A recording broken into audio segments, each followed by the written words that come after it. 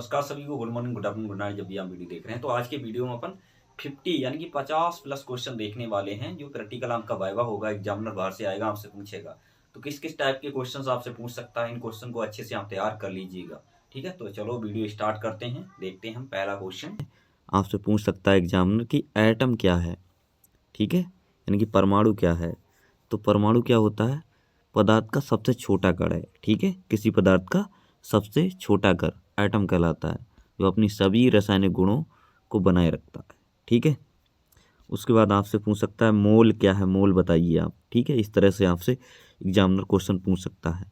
तो मोल किसी पदार्थ की वह मात्रा जिसमें आवोगाद्रो संख्या कितनी होती है, कितने कण होते हैं?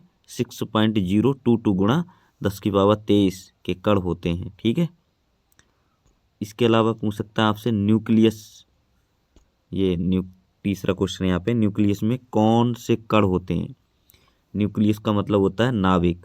जैसे कोई परमाणु है, ठीक है, उसका जो बीच में नाभिक होता है ना, इसके अंदर कौन से गुण मतलब कण पाए जाते हैं? तो इसके न्यूक्लियस के अंदर क्या होता है? न्यूट्रॉन और प्रोटॉन होते हैं। ठीक है, उसके बाद प्रकाश संश्लेषण क्या है, ये इसकी परिभाषा बता दीजिए। इस तरह से आपसे क्वेश्चन पूछ सकता है।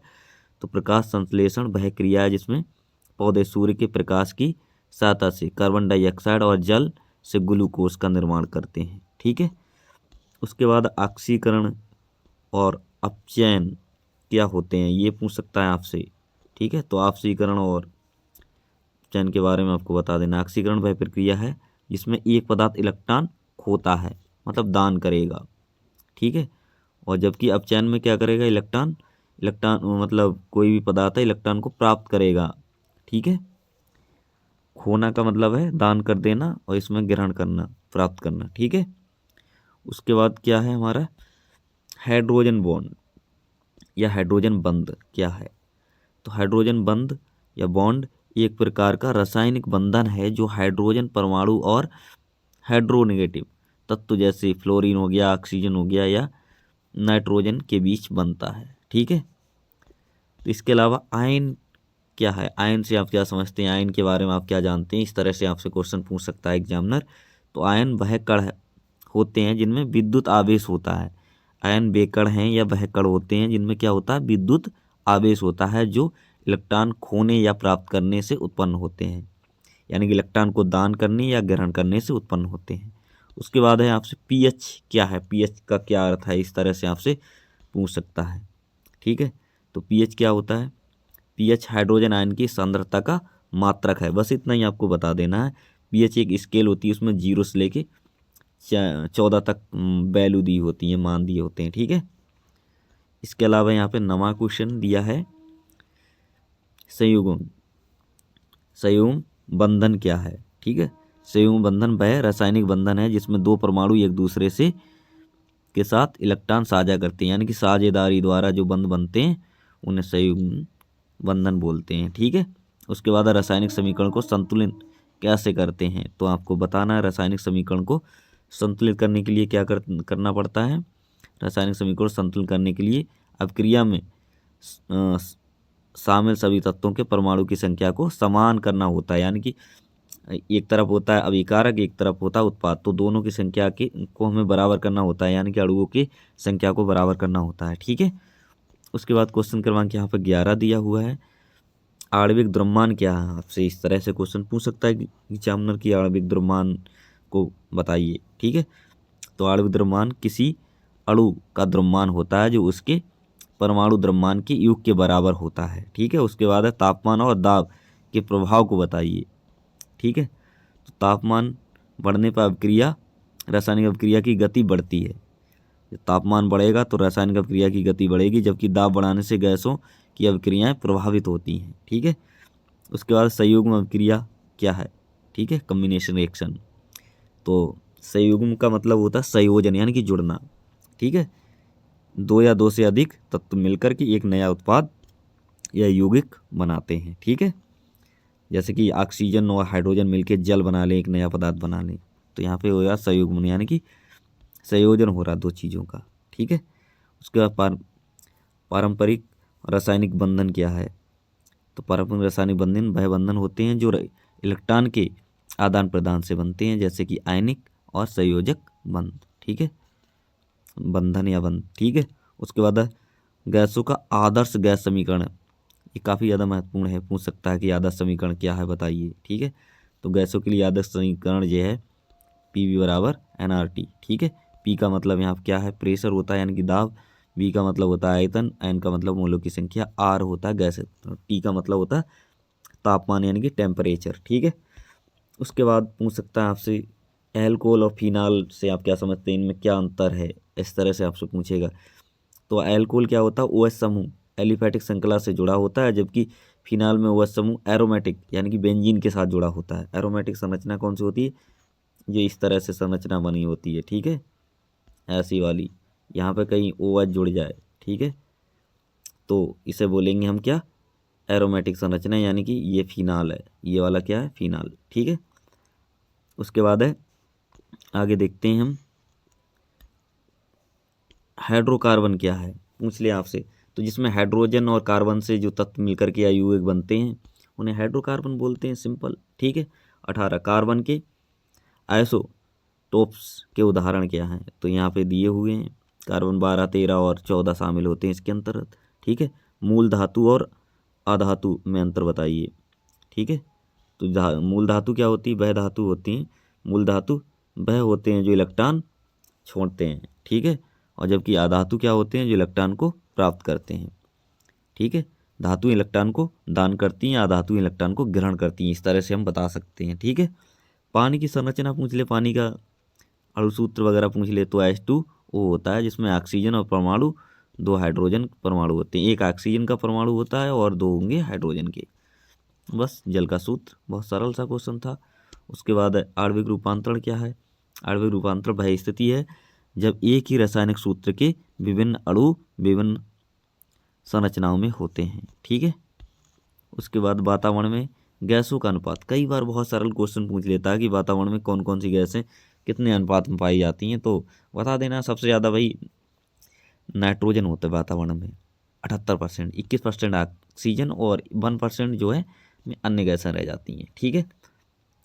उसके बाद ऑक्सीजन का संयोजी अभिक्रिया, संयोजी अभिक्रिया में 2 चीज़ें बन जाए, जुड़ के एक उत्पाद बनते, जैसे यहाँ पे हमारे पास हाइड्रोजन और ऑक्सीजन जुड़ के क्या बन गया, जल बन गया, तो यहाँ पे ये संयोजी अभिक्रिया है, यानी कि संयोजन हो रहा है, ठीक है। जैसे हम बोल दें ए और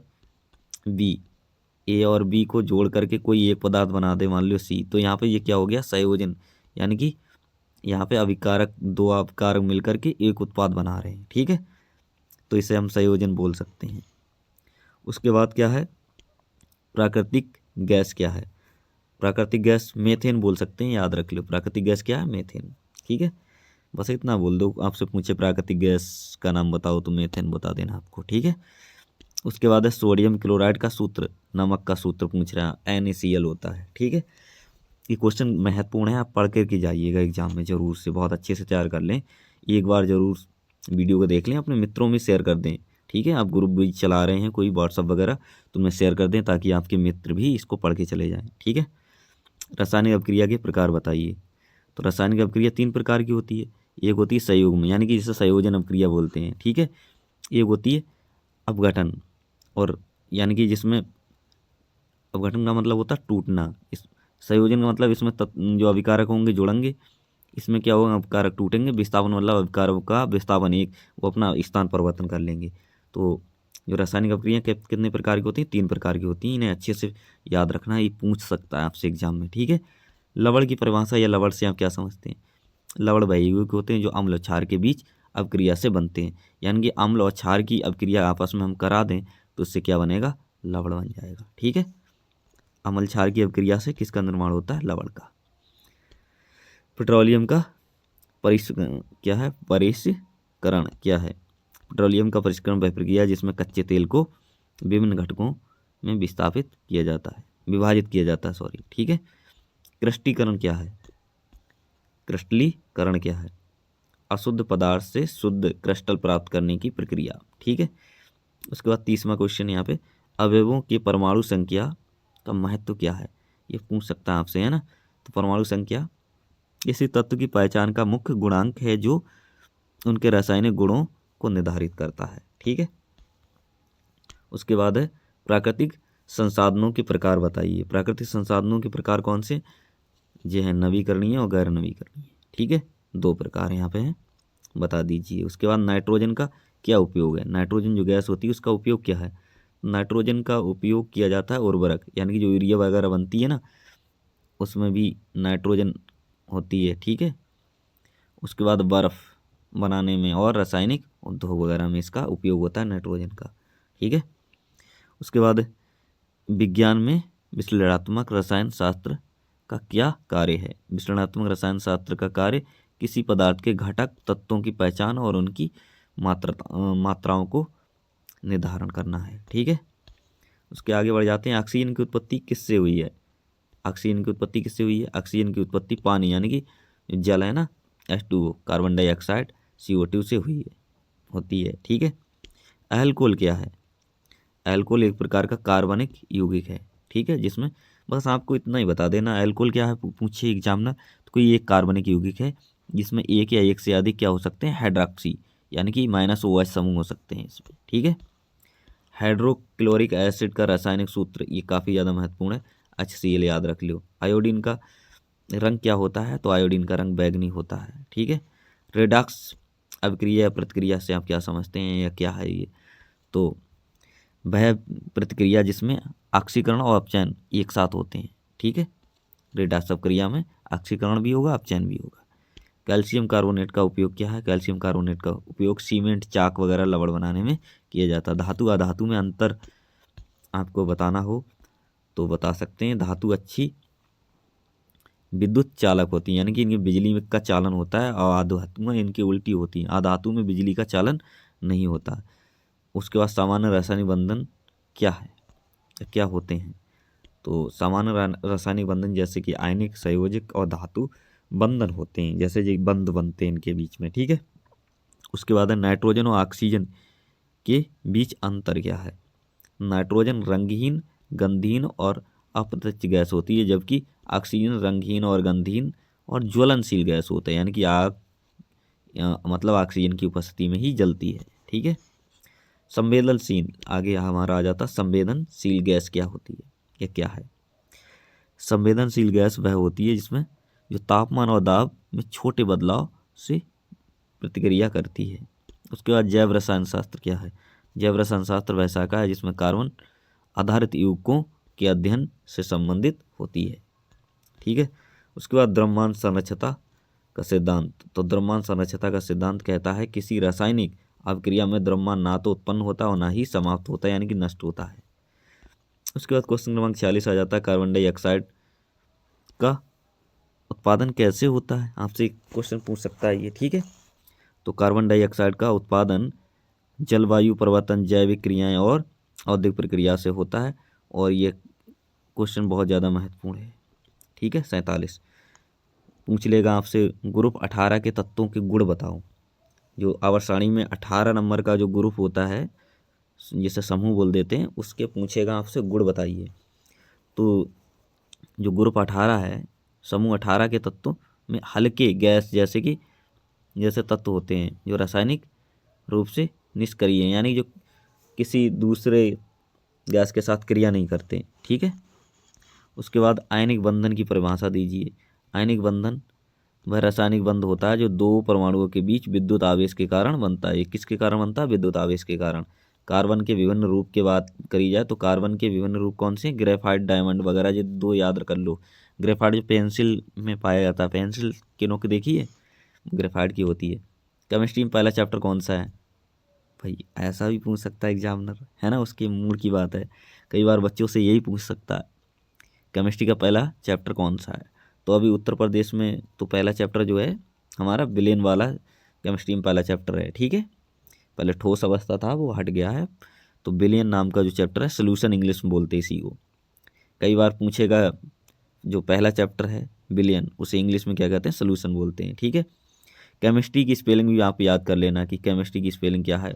तो केमिस्ट्री की जो स्पेलिंग है उसे आप पढ़ के जाइएगा, हालांकि यहाँ पे लिखी हुई है। ठीक है, उसी को पढ़ लेना आपको अच्छे से, जो थंबनेल पे आपको दिख जाएगी। ठीक है, तो आई होप आपको ये वीडियो पसंद आया होगा। पसंद आया तो लाइक शेयर सब्सक्राइब कर दें, अपने मित्रों के साथ जरूर से शेयर करें। Thanks watching for video.